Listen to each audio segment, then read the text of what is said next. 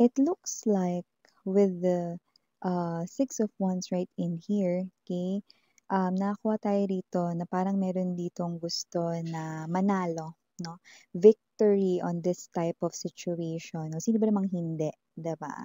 So parang ito ay klase ng isang sitwasyon na parang gustong malampasan ng matagumpay, no? Ng maayos, ganyan, no? Victory or success outcome yung gustong mangyari rito, okay? So I do pick up right here that with this Emperor's energy, okay, someone right here, no, is parang gustong magkaroon ng control about the situation, no, and it looks like this is also accompanied with determination, okay. But for some reason, I'm picking up right here, no, na parang, alam mo yung ano, yung parang may partner kang sumasayaw, no, tapos kayo ay nasa same rhythm, same vibe, no. Maybe you are someone here dealing with someone. It looks like you guys matches each other's energy. But we'll see more. That's too early to say pa, no? Pero yun talaga yung ating nababibe. So, let us see more. Yeah, yun talaga yung ating nababibe. Kaya tapusin na natin tong reading na to. Okay, sara ko na lang atong camera. Iligpit ng mesa tapos ng reading. Nagligpit. Wala pa nga nilalatag.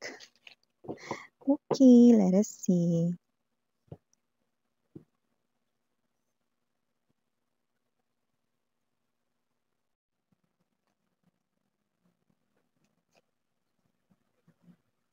Oh. Eight of Wands in reverse position, Three of Swords, Moon. Okay. Okay. You know, okay, nakakuha tayo rito, no, ng same or parehas na energy. No? Ibig sabihin, kung sino man itong kakonek ninyo, parehas kayo rito ng energy. Okay? We have here this Eight of Wands right in here in reverse position together with the Three of Swords. Meaning to say, this might feel like na parang it's coming in really slow and a little heartbreaking right here, no? Pero yun ay parehas ninyong energy, okay? Maaring may energy rin dito na it might seem impossible right now, okay? Ganun yung klase ng energy, no? It might seem, no, impossible right now because this is taking here really slow, mabagal, and heartbreaking for the both of you. But with the moon card energy, there's something here I need to reveal with you guys, okay? Pero yan rin yung nagpapakita sa atin dito, no, na parang sinasabi sa akin na sabihin sa inyo na don't be shocked and surprised. Yan, no? With the Two of Swords right in here, Three of Wands right in here, no? It looks like, mga babes, no? This is something here that both of you do not really know. You're clueless about this, but there's something here, no? Na i-reveal sa inyo ni universe, no? Through me as your medium. So yeah, let me see more. We have here this Queen of Swords energy. Okay, okay. Three of Cups center of the reading, and then woo. See, we have here the Queen and the King of Swords. Now, I'm gonna explain it to you further later on, no? Pero let me finish first. Basta ang center ng inyong reading, no? Okay, ang inyo rito, no, na parang main intentions, okay, both of you, okay, this is your person here, is this Three of Cups. Okay, we have here this Six of Swords, full energy, war, judgment right here. Bottom of the deck, Justice, the World. Ooh, Major Arcanas na agad sunod-sunod. Lover's card energy. Okay? So, hi and hello there, collective. My name is Yan. Welcome new subscribers. Returning mga tambayers ko dyan. Thank you po sa inyong walang sawang love and support ang binibigay po sa akin. Sobrang na-appreciate ko po kahit hindi ko alam ang mga names ninyo personally. Maraming maraming salamat. And I'm so happy na ang ating family ay lumalaki. Kaya naman, thank you so much everyone. At yun nga, wala tayong gender dito ha. Babae, lalaki, LGBT, lahat ay welcome. Pwede rin po no, na pagpalit-palitin ang mga roles. Alam mo, kahit pagpalitin ko to, Okay? Same kayo ng energy na binubuga no? Kaya carry lang, 'di ba? At yun nga 'no, kung hindi niyo pa know mga mahal, meron tayong main channel, ang The High Priestess, kung saan meron tayong mga collective readings na ina-upload din everyday for all signs po 'yan. Pero kung gusto ninyo 'no, na reading per zodiac sign 'no, at meron kayong gustong i-stalk na zodiac sign, meron tayo dun. Okay, i-click lamang yung link na yan diyan sa ating description box down below at makakarating na kayo dun sa ating main channel, ang The High Priestess. At yun nga mga babes na timeless tayo dito, meaning to say, pwedeng ito ay nangyayari na sa iba ay nangyayari naman ngayon, at sa iba ay mangyayari pa lamang. Kaya naman, just take only what resonates. No? But here, alam mo, no, parehas kayo ritong nagtatanong kung sino man tong energy na ito. No? Parehas kayo ritong nagtatanong na may halong pangamba at pag-aalala. No? So, nakikita ko rito na kung sino man ito, no, may ginagawa man kayo both, no, sa inyong magkaibang personal na buhay. Ikaw may sarili kang mga ganap sa buhay mo, siya rin may sariling mga ganap sa buhay niya. Pero iisa lang yung parang pinaka nagwe-weigh heavily sa inyong thoughts, no? Your person at ikaw, okay? Parehas ninyong tanong dito, talaga bang tapos na kaming dalawa? Talaga bang endo na ang aming love relationship? Yan. So, it looks like parehas ninyo ritong gustong tanungin at kantahin ang Is it over? Yan. Are you really over me? Is it over? Yan. Parehas kayo nagtatanong ng ganon, no? And I told you guys earlier, di ba, that with the Eight of Wands in reverse, Three of Swords right in here, no? Both of you are feeling that this is coming in really slow, nothing is happening, this is stagnation right here. Stagnation means walang paggalaw, no communication, okay? Both of you are waiting right in here, Three of Wands energy, and this is something here na parang frustrating, suffocating, and a little bit heartbreaking. Both of you matagal na kayong separated dito, pero eh, body nyo lang ang nag-separate sa isa't isa. Okay? Naghiwalay lang kayo, no? Hindi lang kayo nagkita rito, hindi lang kayo rito, no? Nagkakausap, no? But your soul is definitely clinging, no? Na para kayo ritong mahigpit na magkayakap, no? Sa inyong soul, sa inyong energy. Kaya kahit hindi kayo nag-uusap, mga babes ng literal, no? Na, hi, kamusta ka? Yan, no? Or may mga pag-uusap through social media or text message or phone calls, video call, wala ha. Pero, okay, with the Queen of Swords energy and the King of Swords, look at this, okay? Harapan kayo rito, see? Kita mo yan? Baba. Yan, no?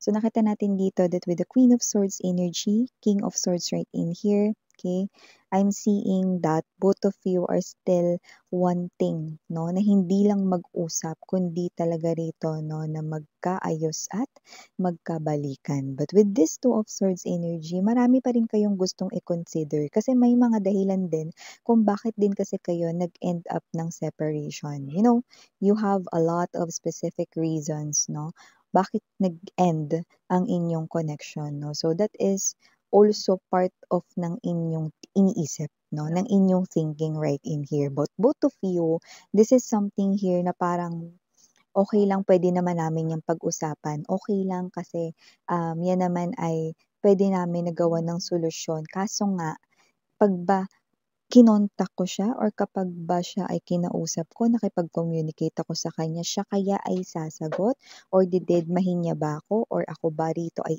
i-snub niya, yan no? At hindi lang ikaw ang nag-iisip ng ganyan, parehas kayong ganun. Kaya mas lalong nagkakaroon ng stagnation. That's why both of you no feels like it seems na parang ito ay imposible na mangyari, no? But this is you, look at this one. This is something here that the universe wants me to tell you guys as your psychic medium right in here.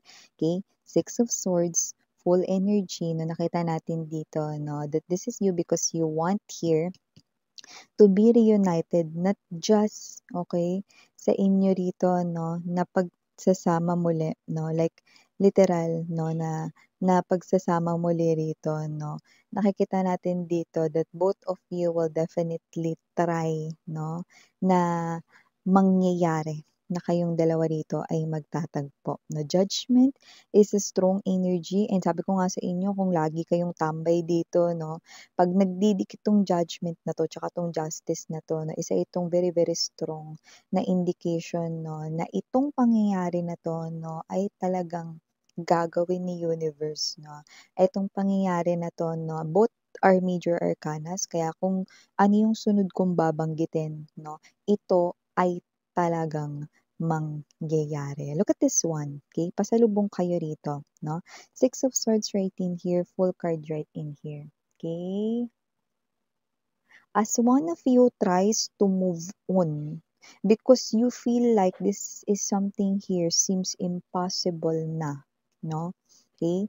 Nakita ko dito that pipigilin ka at sasalubungin ka ng iyong person with the full card energy, taking a risk, taking it something na parang by chance, no? Nakausapin, puntahan kayo rito, no? So, ganong klase ng energy.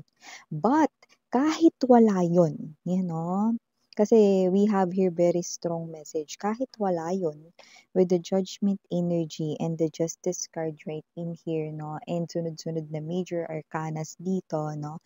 With the world card energy, the lovers, yan no? Alam ko ang tanong ninyo rito, no? Miss yan, paano yun mangyayari kung parehas kami ritong tahimik dahil parehas nagkakahiyaan, no?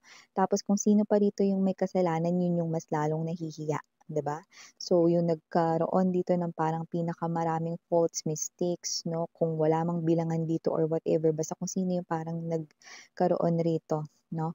Ng reason para talagang tuluyan kayong magkahiwalay dati, no? Nakikita ko rito na itong person na 'to 'no, is someone here na, nakikita kong gusto talaga magbalik sa buhay ninyo. So, kung ano man ito, hindi niyo na kailangang problemahin dahil kahit wala kayo ritong gawin, magtatagpo at magtatagpo pa rin kayong dalawa. Universe is saying right here 'no, wag niyong isipin kung anong susunod rito na proseso. Just trust the process. Magtiwala kayo kay universe dahil kayong dalawa ay muling pagtatagpuin 'no. Imagine that mountain 'no, na ang laki-laki diyan sa gitna ninyong dalawa 'no, pero universe itself 'no, will reveal, okay, na kayong dalawa ay meant to be together 'no. How? Miss yan. You do not need to worry about that 'no, let the universe do its part for you guys 'no. So, si universe ang gagawa ng paraan, okay mga babes, na magtatagpo kayo rito 'no. You might feel like this is something here serendipity or just by chance. Others might think this is just a random situation, but it's not.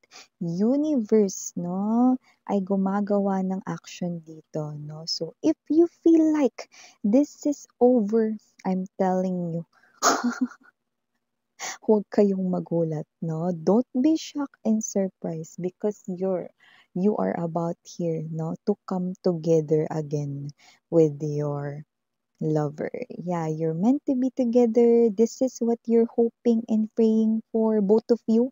You know, the Queen and the King of Swords, no, nakataas ang sword nila parehas.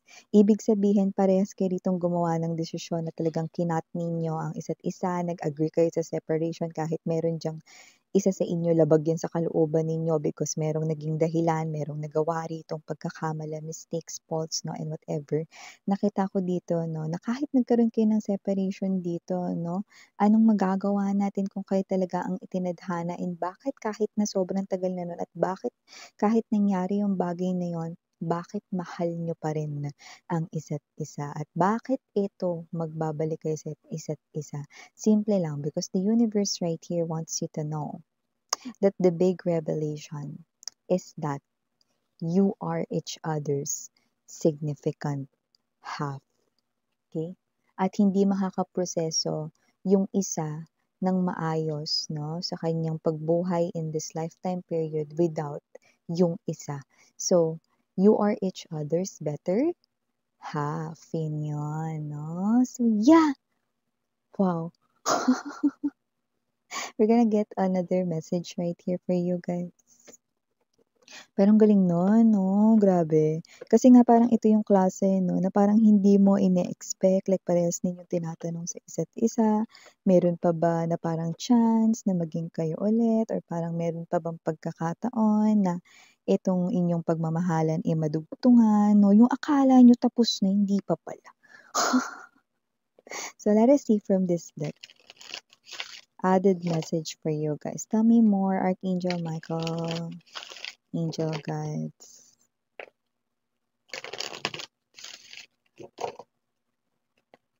For the initials, I'm only seeing 2 letters. Might be first letters ng inyong first name, second name, even yung inyong initial, middle initial, or surname.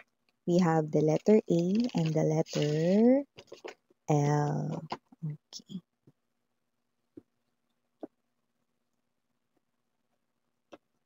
So we have here love language, acts of service, actions speak louder than words. Ayun na nga, 'di ba?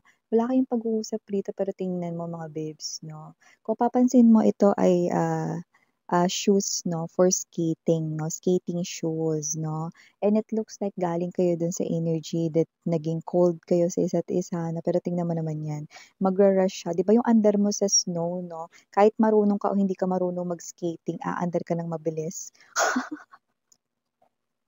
Kasi madulas yun, 'di ba? So this person here will definitely 'no, both of you actually, will definitely show some kind of actions dito. 'Pag nagtagpo kayo rito, wala kayo rito 'no, na parang para kayo rito na si universe ang gumagalaw rito 'no, and parehas kayo rito na nag-uusap lang ng maayos, then magugulat kayong dalawa na paano nangyari yung gano'n, na parang nakapag-usap kayo ng maayos dito 'no, and everything right here 'no is nagiging okay na.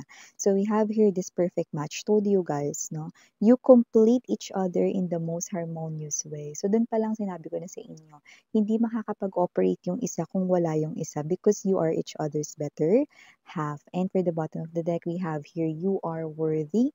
Your worth doesn't depend on the other person. So nakita natin dito mga babes 'no, na maaaring eto kayo na natutunan ninyo 'no, yung self-love, marami kayong natutunan 'no, dito sa separation na 'to. And now that you feel worthy and you now that you're taking care of yourself, you now know how to handle this relationship really well. Because 'di ba nga may kasabihan tayo 'no, you cannot love someone if you do not know how to love yourself. Okay? I think yun yung natutunan ninyo with this separation right here. Now, you're coming back to each other's arms. Yan. So, wow. Ipagpatuloy rito ang inyong pagmamahalan dahil nakikita ko kayo rito na kayo ay magkakabalikan. So, ako ulit ang inyong Yana on me, Sarang Love and Light Sweethearts. And